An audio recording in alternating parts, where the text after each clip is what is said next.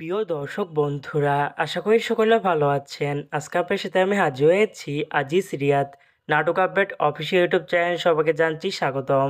আজকে আপনার সাথে যে নতুন একক নাটক নিয়ে হাজির হলাম, সেই নতুন একক নাটকটির নাম হচ্ছে পাওয়ারফুল মানি ব্যাগ।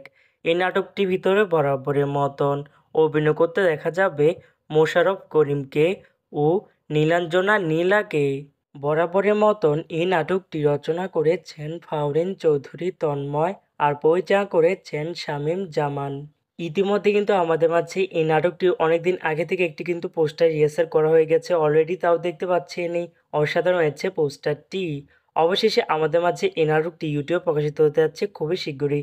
এই নাটকে কিন্তু একটি ট্রেলার প্রকাশ করা হয়েছে আমাদের মাঝে, তাও দেখতে পাচ্ছি নাটকটি এবারে কোরবানি ঈদ উপলক্ষে টেলিভিশন পর্দায় দেখতে চোখ রাখতে হবে ঈদের চতুর্থ দিন, মানে 10 জুন মঙ্গলবার রাত 9টা 30 মিনিটে শুধুমাত্র আই টিভির পর্দায়।